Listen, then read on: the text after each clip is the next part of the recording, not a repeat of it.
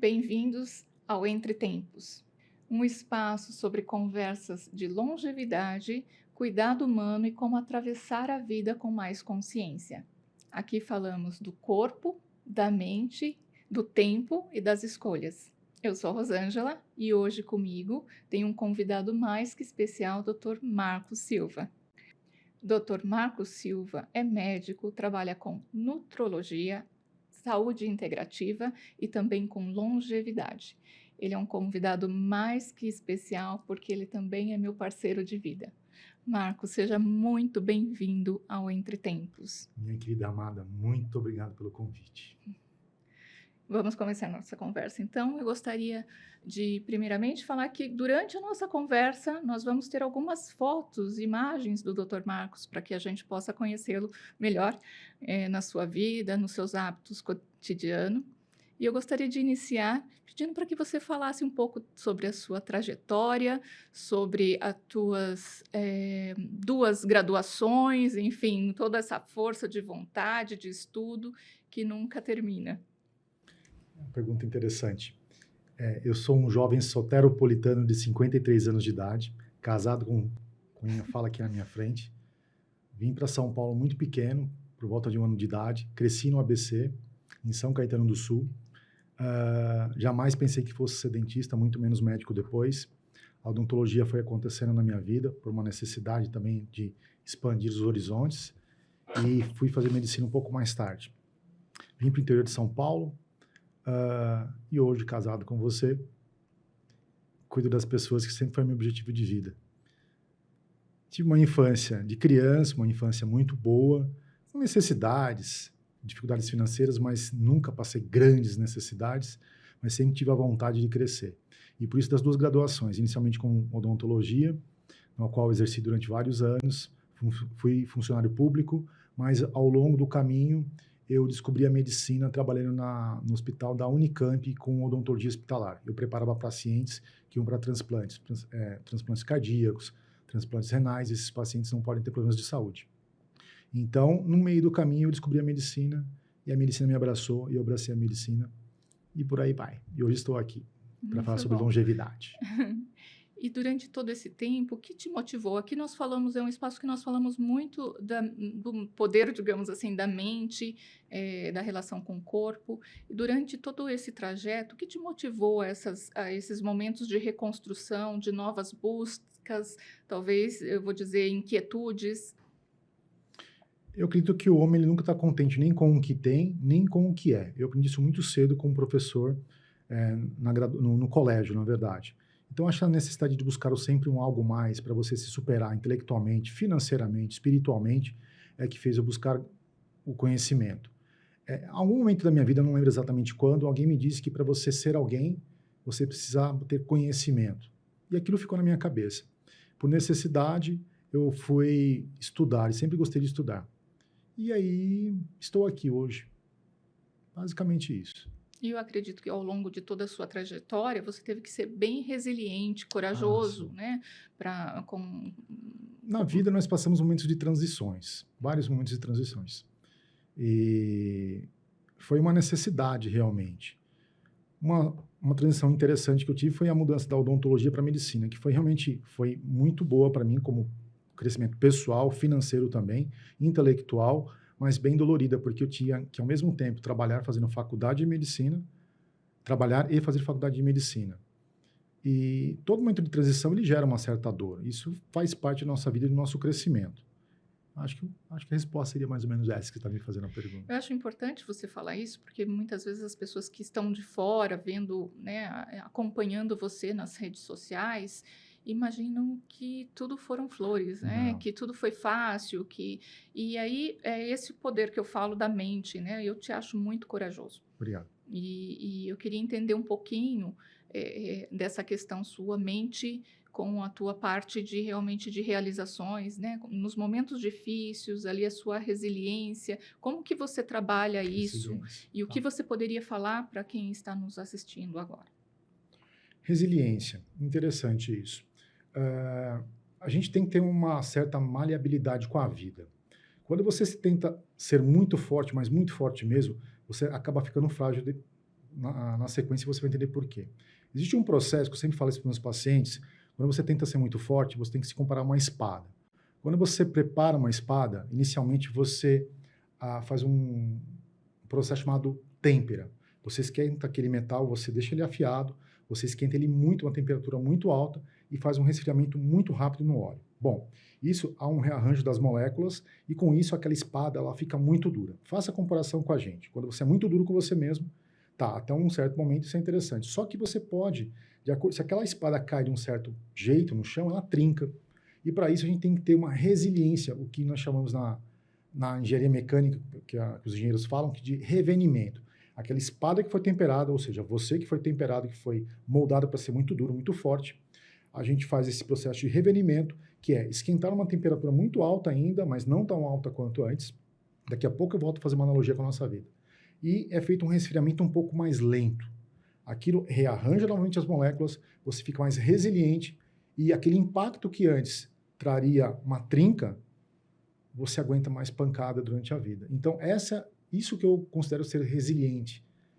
E eu aprendi com o tempo que se você for muito duro, der muito murro em ponta de faca, você se machuca ou fere quem está do seu lado. Sim, sim. E aí, pegando um gancho do que você está falando, fica claro que essa questão, antes de você para você se reestruturar profissionalmente, fisicamente, existe uma questão mental, né? Da saúde mental. E muito se fala hoje da saúde mental e muitas pessoas só procuram ajuda depois que realmente algo acontece. Eu queria que você falasse um pouco para nós a respeito disso. Vou fazer uma analogia com a medicina, que é o que eu faço, né? Que eu sou médico.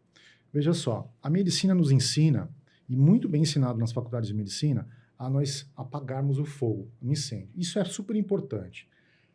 Todo médico ele tem que sair preparado para tratar um infarto, um AVC, uma crise hipertensiva, uma cólica renal. Isso é importante, nós atuamos como bombeiros.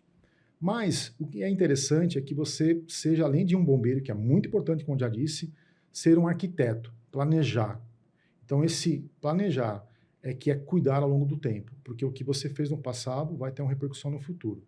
Então, essa medicina que talvez você esteja querendo falar isso na questão da longevidade também, é que é importante a questão aguda de tratar o paciente, mas é importante buscar uma longevidade tratando o paciente desde o do passado, fazendo um planejamento para que a gente arquitete uma boa saúde para ele. É isso que eu iria te perguntar. Você acha que antes de uma mente estruturada, você precisa ter uma mente estruturada antes de ter um corpo saudável? Qual é a relação disso? Pergunta difícil, mas eu acredito que sim. É um conjunto, na verdade, está ligado, não tem como você dissociar o corpo da mente, né? A famosa frase, corpo são e mente sã. Mas se você tem uma boa mente, você vai estar preparado para ter um corpo também, um bom corpo. Acredito que sim. E, na sua opinião, atualmente, o que fragiliza a saúde mental das pessoas? Essa resposta, eu comento isso todos os dias no consultório. Eu acredito que o excesso de informação que nós temos hoje, isso deixa as pessoas adoecidas, levando até mesmo ao burnout, porque a diferença entre conhecimento, sabedoria e cultura. Hoje está tudo muito misturado. Hoje, muitas pessoas, aliás, quase todo mundo tem acesso à informação. Vou contar um caso rápido que aconteceu, inclusive, essa semana mesmo. Uma senhora de 80 anos, trazida pela nora, uma senhora que está adoecida. E por quê? Ela está solitária, está sozinha, fica apenas com o celular em casa. Vai dormir a 1h30 da manhã, apenas scrollando o celular, com excesso de informação, dopamina em excesso. Dopamina, ele é o neurotransmissor do prazer rápido. E aí, dorme mal, acordando por volta de meio-dia, sem a luz do sol. Essa pessoa vai adoecer. Então, a mente ela é importante, sim, mas eu acho que o que está adoecendo, o que está levando as pessoas a ter uma saúde mental debilitada, entre outras coisas, obviamente, uma alimentação também, hábitos incorretos, que a gente pode falar um pouco mais para frente, mas eu acredito que o excesso de informação, que é totalmente diferente de conhecimento, está adoecendo toda a humanidade, dos 8 aos 80. E os 80 eu tive essa resposta essa semana. Inclusive também nós. A gente tem que tomar muito cuidado com mesmo quem está ali cuidando do outro, porque a todo instante é muita informação. A gente tem que ter uma peneira muito boa e, às vezes, se afastar desse excesso de informação para não adoecer. E você acha que o que a pessoa como ela pensa, influencia em como ela trata o corpo? Os pensamentos, né, de alguma forma que essa pessoa tem. Você acha que os pacientes, né, mudando um pouco a pergunta, os pacientes que você recebe no consultório e que tem uma saúde mental ou um equilíbrio mental, ele vai ter uma consciência maior corporal e do que precisa ser feito efetivamente? Você acha que tem alguma influência mente e corpo para o tratamento? Total, total. Se novamente eu pensar na questão da fisiologia, eu posso fazer uma analogia com uma boa saúde que vai ter um cérebro menos inflamado, neuroprotegido. Por exemplo, se você tem hábitos alimentares ruins, por exemplo, e você come mal, uma alimentação inflamatória, seu intestino vai ter repercussões e vai diminuir a produção de um neurotransmissor chamado serotonina. E a serotonina, as pessoas achavam no passado que era produzida no cérebro. Nada. Apenas 5% a 10% é produzida no cérebro, 90% no intestino. Então, sim, uma pessoa que tem uma boa mente, ela vai cuidar normalmente do seu corpo. E tendo um bom corpo, ela está apta a ter uma boa mente. É totalmente associado uma coisa à outra, não tem como dissociar.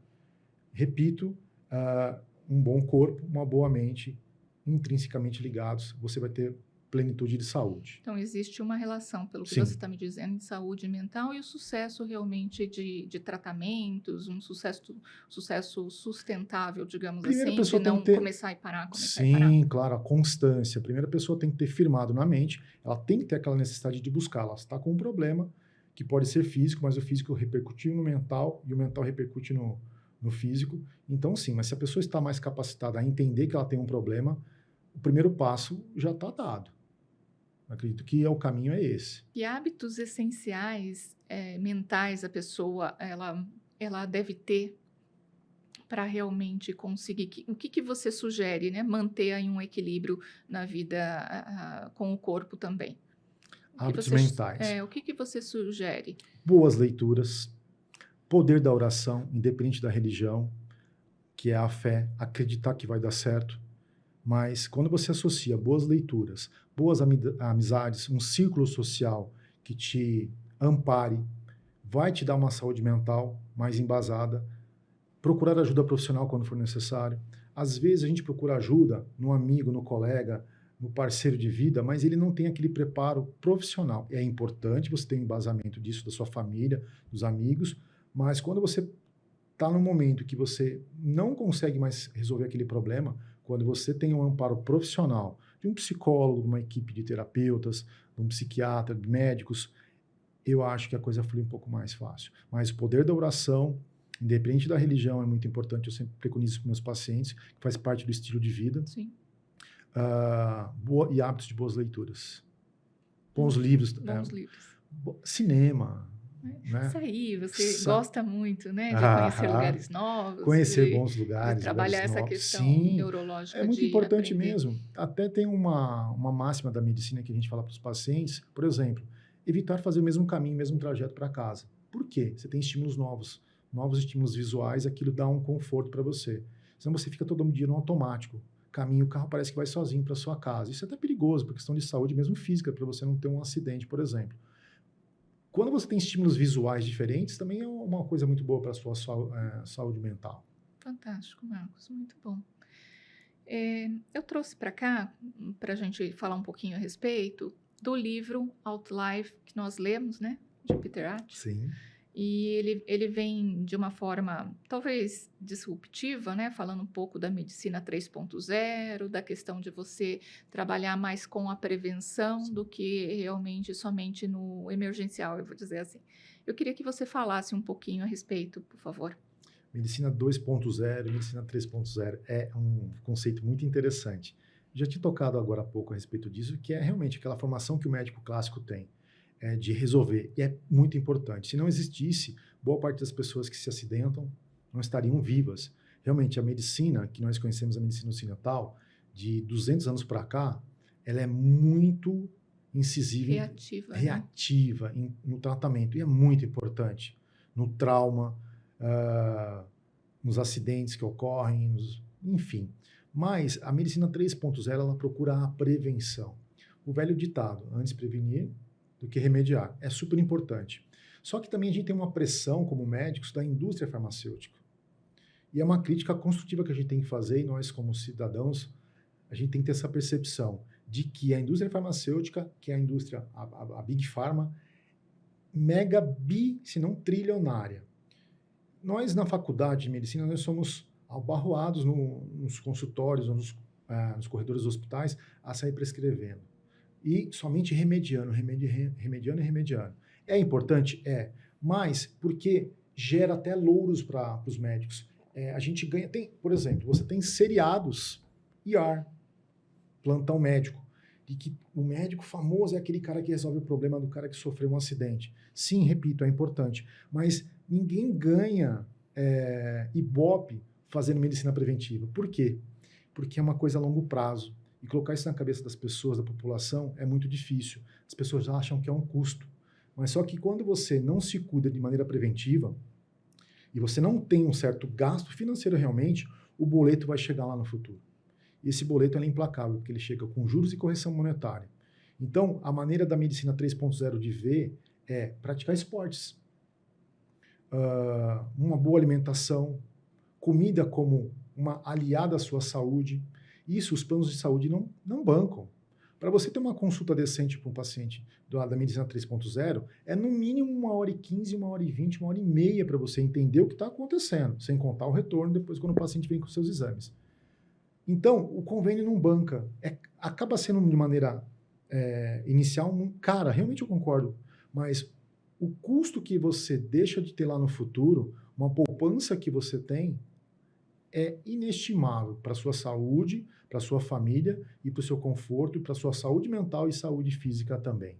Então, a medicina 3.0 ela é disruptiva nesse ponto, e está melhorando, graças a Deus, isso tem melhorado cada vez mais. Cada vez mais os médicos têm percebido que isso é importante, até mesmo para a saúde mental e saúde física dos próprios médicos, porque quem cuida nessa medicina reativa, nessa medicina 2.0 de 200 anos atrás, está adoecendo. E eu fui um exemplo disso. Você sabe muito bem a nossa história. Quantos plantões que você chega extremamente cansado, pesado, mentalmente, é importante, repito, mas vai sugando a nossa saúde. Os pacientes, a gente fica enxugando gelo a todo instante. Estatisticamente, tem muitos médicos adoecendo, né? Por conta da rotina exaustiva de plantões em hospitais, inclusive. Tem uma pesquisa interessante de que pegaram nos Estados Unidos, isso tem mais ou menos uns 15 anos, pegaram médicos que trabalhavam só em plantão e médicos que não trabalhavam em plantão. Médicos e enfermeiros. Esses médicos e enfermeiros que trabalhavam em questão de plantão, na medicina reativa, adoeciam e morriam por volta de 7 anos antes que os outros médicos. Olha o impacto que é você cuidar do outro na medicina 2.0 e quem é cuidado também. Porque, realmente, você precisa de uma maneira aguda, mas a longo prazo, é a medicina 3.0, a medicina integrativa, do cuidado multidisciplinar, médicos, fisioterapeutas, nutricionistas, enfermeiros, dentistas. Aí sim você vai criar um plano de ação para esse paciente a longo prazo. Vou contar uma história interessante. Esses dias, uma senhora de 85 anos, você sabe que isso é real porque o carro está batido, uma senhora de 85 anos dirigindo, ela aconteceu como poderia acontecer com qualquer pessoa, ela bateu o carro dela no meu. Ela parou assustada, nós conversamos, foi uma conversa muito tranquila, e aí conversa vai, conversa vem, uma senhora lúcida, professora, 85 anos dirigindo, andando, falando bem, uma voz firme, intelectualizada. Ela acabou descobrindo que eu era médico e falou assim, nossa, geriatra tinha que... A primeira consulta do geriatra, doutor, tinha que ser aos 35 anos de idade. E ela está certa. A medicina 3.0 não é para você começar a tratar aos 85 anos de idade. Você já perdeu muito. Você perdeu muito. A conta chegou. Se você faz um investimento lá nos seus 10 anos de idade, aliás, desde a amamentação materna, né? 10, 15, 20, 30, 40, cuidando, ganhando massa muscular com bom sono, boa alimentação, bom sono, você vai chegar na idade dessa senhora de 85 anos e se permitir bater no carro. Isso foi muito engraçado. E só por curiosidade também, ela está convidada ao meu consultório. Ela sabe quem é, a senhora está convidada a tomar o café comigo lá na clínica. Mas eu até anotei algumas coisas aqui, porque chama a atenção que você está falando, eu acho que é super importante essa questão do tempo, né, de geriatra e da pessoa se cuidar, porque muitas vezes as pessoas, a gente fala a questão de longevidade, né, um tema desse um podcast, e as pessoas podem achar que, mas eu não sou velho, por que que eu vou assistir?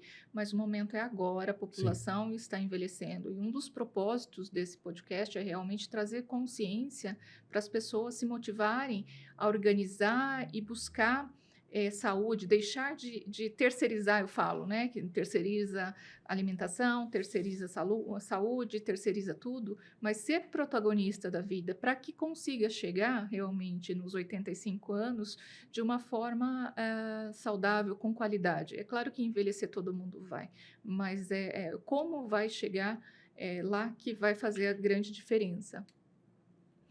E aí, só para finalizar com o ponto que você falou, eu acho que remete muito a volta no passado do médico, que ele vai conhecer o paciente ao longo da vida para poder fazer um tratamento, um programa de acompanhamento com esse paciente, né? A gente volta como era antigamente, né? Porque hoje, atualmente, muitas pessoas acabam não tendo vínculo com o médico, né? Nós estamos retomando isso exatamente para garantir uma saúde melhor lá no futuro, né? sim, isso é muito importante. Dar autonomia para essa pessoa lá no futuro, isso é muito importante, né? Quando a gente conhece o paciente, sabe o histórico dele, você cria um vínculo muito interessante para o paciente e para a família também. É a volta do médico de família, que se perdeu muito. Nas cidades do interior, nos anos 40, 50, ou até antes, na verdade, aquele médico ele era referência para a cidade e era referência para as famílias. Quando você conhece o paciente do começo ao fim, sabendo toda a história dele, fica muito mais fácil de você tratar, uma abordagem mais rápida e muito mais precisa. Retomando um pouco do que você acabou de falar também, do envelhecimento, de conhecimento público, que a pirâmide etária brasileira e mundial, na verdade, ela tem ficado mais, menos triangular, né? Sim. Uma base um pouco mais estreita, porque nós estamos envelhecendo. E aí a pergunta que a gente faz, como é que nós vamos envelhecer? Longevidade não está ligado exclusivamente a tempo, mas sim ligado à diminuição da morbidade, que é a qualidade de como você vai morrer, não tem jeito, mas é interessante o conceito que, inclusive, esse livro fala, que nós vamos morrer, obviamente, isso é um conceito que todo mundo tem que ter, não tem como escapar, mas que a sua morte seja uma boa morte, que você sofra menos, mas que quando você chegar próximo dela, você ainda tenha autonomia. E isso tem que ser criado com um vínculo com profissionais médicos, profissionais da área da saúde, entendendo aquela família como um todo, porque a família ela pode adoecer junto, tanto fisicamente quanto mentalmente. Então, quando o médico, o profissional de saúde, ele tem essa visão de que ele tem que cuidar da família como um todo e do indivíduo ao longo do tempo, a medicina 3.0 ela fica muito mais eficaz. O resultado vem e, novamente, a conta lá no futuro fica bem pequena. Então, você vai ter uma vida de qualidade, isso é longevidade. É uma vida de qualidade e, ao final da sua vida, você vai sofrer o mínimo possível, talvez nem sofrer. Eu te perguntar isso, para você, o que define uma vida de qualidade, uma qualidade de vida? Isso Perguntas aqui. muito boas. Sim, sim. É o bem-estar biológico, psicológico, social, financeiro e espiritual. Pegar um pouquinho da questão do envelhecimento também. Eu falo para todos os meus pacientes em consulta que nós precisamos ter uma série de fatores para envelhecer bem. Mas eu brinco com eles que nós precisamos basicamente de duas coisas. Dinheiro, não tem como escapar para você se aposentar bem. E músculo. Mas para você ter bom músculo, você precisa ter bom sono, exercício físico, boa alimentação. É sempre um conjunto, tudo está amarrado, não tem nada dissociado. E aí sim você vai ter uma qualidade de vida e envelhecer bem com uma longevidade adequada. Eu acho que, aí pegando um gancho no que você está me trazendo, eu lembrando da indústria farmacêutica, que a tecnologia, de uma forma geral, e as pesquisas estão cada vez mais avançadas, trazendo soluções, né? Então, para quem está nos assistindo, muitas vezes pensando que vai vir uma solução mágica, que a pessoa não vai precisar fazer nada, no meu ponto de vista, posso estar errada, doutor, mas eu acho que assim, a gente tem que tomar cuidado para algumas soluções que deveriam ter começo, meio e fim, não virarem a longo prazo, né? Como, eu vou colocar como um exemplo, um antidepressivo, que antigamente era para ser algo pontual e hoje está sendo de uso contínuo praticamente, né? Nós temos o problema da questão da prescrição de antidepressivos, já não é de hoje. Existe no mundo uma overprescrição. A gente, por vezes, confunde depressão com tristeza. E aí a indústria farmacêutica aproveita esse gancho e sai medicando todo mundo. Não é apenas com antidepressivos. Veja, tristeza todo mundo vai ter, não tem como. A nossa vida, ela não é linear. No humor, na disposição, no que acontece. Todo mundo está sujeito às intempéries da vida. Um sofrimento, uma perda, seja financeira, seja física mesmo, um adoecimento, um luto. E aí você fica triste por um certo tempo. Quando passa desse momento, você pode realmente entrar e adoecer e ter predisposição para desenvolver uma doença mental, uma depressão. E aí sim, é importante a medicação para ter uma regulação de neurotransmissores associado com um acompanhamento psicológico. Mas, hoje em dia, a pessoa ficou um pouquinho triste e ela já recorre para quê? Para o antidepressivo. E, às vezes, para o médico, naquele toque de caixa, é fácil, toma uma receita, fazer uma receita e bater um carimbo. Está aqui para você. Aquilo é um paliativo, mas a causa não vai ser tratada. Eu costumo comparar, é como se você tivesse uma casa linda e maravilhosa, um sofá maravilhoso, super confortável, com ar-condicionado, só que a porta de trás, a porta da sua alma e a porta da sua mente está pegando fogo. Você tem que entrar dentro daquela sala, que é a sua mente, e tentar sanar. O antidepressivo é importante, mas é apenas um pequeno extintor, que não vai resolver o seu problema. E muitas das vezes as pessoas acabam ficando dependentes dessas medicações. Onde poderia ser tratado? De repente, simplesmente regulando seu intestino, melhorando o seu sono, praticando exercício físico. Claro que é difícil para quem está com uma depressão aguda, levanta e vai treinar, levanta e vai comer bem. Não, isso não vai funcionar. Por isso que ele precisa de medicação naquele momento. Mas depois, sim, é associado uma certa força de vontade com profissionais, mas faça o exercício físico, tenha uma boa alimentação, tenha um bom sono, e a coisa começa a melhorar. E aí você deixa de ficar dependente de medicação. Ótimo, excelente.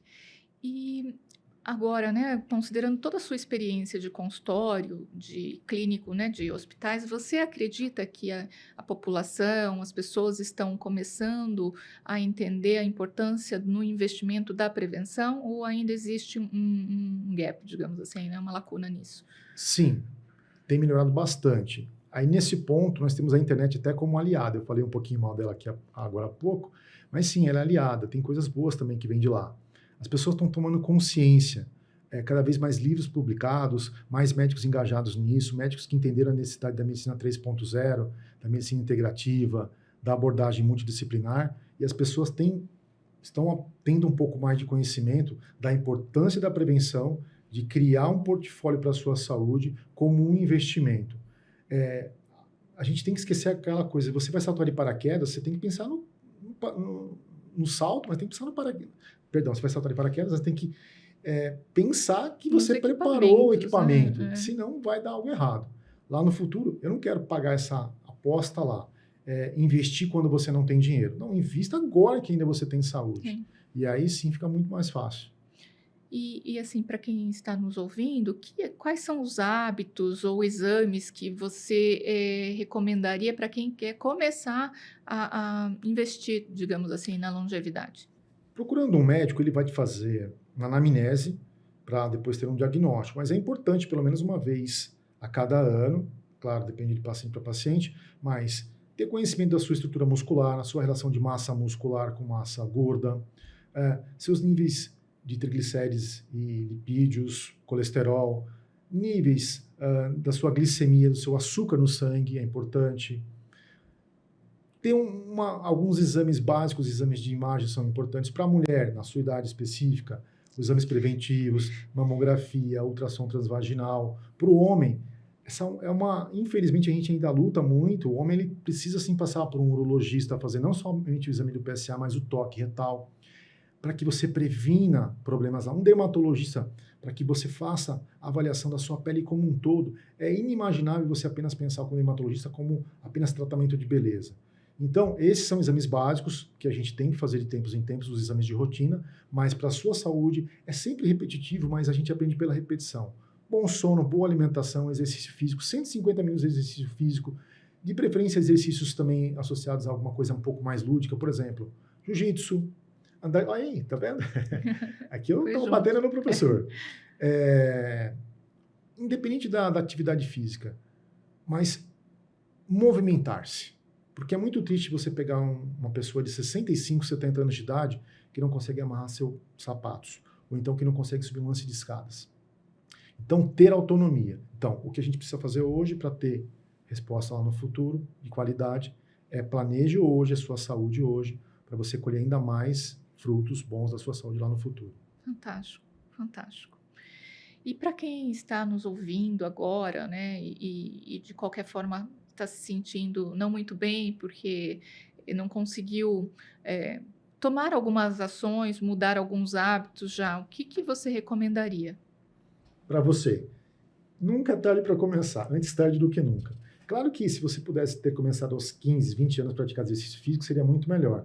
Mas se você não consegue, não pôde, perdão, antes tarde do que nunca. Comece agora. Claro que você não vai conseguir fazer com vigor, com a disposição, com a força muscular de quando você tinha 30 anos de idade. Mas se você pegar um preparador físico bom, um personal, um nutricionista, com boa orientação, sim, você consegue aos 65 anos de idade começar a praticar uma atividade física.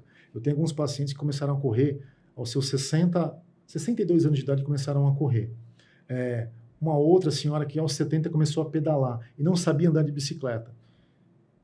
Você perdeu um gap? Sim, mas se você começar hoje, você ainda vai ter algo de positivo para a sua saúde, para a sua poupança, para aqueles últimos 20 anos da sua vida. Se eu entendi, Marcos, você está dizendo que o corpo pode se reconstruir se você estruturar melhor sua mente. Se você até um certo ponto. Tiver não é propósito, mas se você tiver vontade, se você se organizar, se você se priorizar, se você for protagonista da sua saúde, você pode realmente conseguir reconstruir alguma coisa no teu corpo. Você consegue, mas até um certo ponto, porque tem uma degeneração celular. Se você tiver uma lesão irreversível, infelizmente não tem como. Fica muito difícil, você fica limitado, tanto fisicamente como mecanicamente e biologicamente também falando. Quando você causou um dano irreversível às suas células, infelizmente não tem jeito. Mas se você está num processo de dano que ainda é reversível, tem sim como você recuperar e começar. Aí dá sim, não tem como. Tem como sim. Tem como? Tem como. E eu vou te fazer uma pergunta. O que você mais vê no consultório hoje? Pessoas cansadas de viver ou pessoas que só se esqueceram de como viver bem? A segunda, pessoas que esqueceram de viver bem. Uau! Graças a Deus que é assim, porque o primeiro caso seriam pessoas que teriam largado mão de tudo, né? E pensado até em suicídio. Infelizmente, eu já vi isso, infelizmente, pois são jovens até. Mas o segundo caso é pessoas que estão cansadas, estão fadigadas, em burnout, que estão desorientadas, estão sem um caminho. Eu acho que essa é a função também da medicina 3.0. Dar um caminho para essas pessoas, guiá-las. Graças a Deus que é a segunda opção que eu mais vejo no consultório. Que bom, que bom. E o que significa para você dar um novo começo para a própria história? Como que a gente pode... Filosófica. Um novo começo para a sua história? Eu acho que todo dia você recomeça. Você nunca larga seu passado, mas você não pode ficar preso muito a ele. O seu passado é o seu livro que você escreveu todos os dias. Mas todo dia que você acorda, algo inesperado vai acontecer na sua vida. Você está escrevendo, você não vai reescrever o seu passado. Você tem a possibilidade de escrever o seu futuro e planejar o seu presente, e escrever um pouquinho do seu futuro também. Mas o recomeçar é diário. O tempo ele não vai parar. Se é isso que você está perguntando, sim. Né? Eu acho que não para, não, e você tem que dar continuidade. Senão, parou, acabou, fecha as portas e não dá mais certo, né? Você tem que pegar e tocar o barco em frente, ter força de vontade também, mas ter apoio, família, repito, boas leituras, oração, acordando, entregando a sua vida ao divino, independente da religião, e a coisa vai dar certo. Ótimo, muito bom. E se você pudesse deixar uma mensagem para quem está nos assistindo agora, que está cansado, que está com medo, que está se sentindo velho, digamos assim, seja não pela idade, mas assim, realmente pela vida, qual mensagem você diria? Não tenha medo. Eu aprendi no passado, quando um dia eu tive um encontro com com uma pessoa dentro de um ônibus, um psicólogo, e a gente foi batendo um papo. Eu saí de São Paulo para o interior de São Paulo de ônibus, e essa pessoa me disse que todo mundo chora escondido, independente de quem ela aparente ser. Mas a mensagem que eu dou para essas pessoas é: não tenha medo de chorar, tenha medo de ter medo. Procure ajuda. Primeiro com a família, com seu cônjuge, com seus filhos, com seus pais, dependendo da sua idade, com a sua família como um todo. Mas, se possível, depois procure ajuda profissional. E repito, para fechar, a mensagem é: acredite em si, acredite em Deus. Para cada dia basta o seu mal. Mateus capítulo 6 é o último versículo, que eu nunca lembro o número, mas é: para cada dia basta o seu mal. Vai dar certo. É essa a mensagem que eu tenho para dar para as pessoas. Marcos, Dr. Marcos, muito Dr. obrigada. Marcos, não, Marcos, para você sabe que é isso. Muito obrigada Eu que agradeço. por você estar aqui comigo nesse novo projeto. Agradeço muito, espero que as tuas palavras tenham sido luz aí para quem está nos assistindo e que as pessoas busquem cada vez mais realmente se cuidar de uma forma preventiva. E eu gostaria que você divulgasse os seus canais, quem quiser te procurar, onde que pode te Antes de mais encontrar. nada, eu agradeço o convite muito especial que saiu de casa. Você é uma pessoa trabalhadora, honesta, bonita, gentil, educada, por isso que é minha esposa. Às vezes briga comigo um pouquinho, mas é minha esposa. Bom, quem quiser me encontrar nas redes sociais, no Instagram, @drmarcossilva.nutro. drmarcossilva.nutro. Terei enormes prazeres em falar com vocês ou atendê-los também. Eu vou te entregar uma lembrancinha do nosso podcast. Muito obrigado. Obrigada, muito viu? obrigado, Obrigada muito mesmo. obrigado mesmo. Marcos, mais uma vez, obrigada por dividir sua história, sua ciência e sua humanidade conosco, tá? E você que nos ouviu até aqui, muito obrigada. A vida acontece entre tempos e todo recomeço é possível.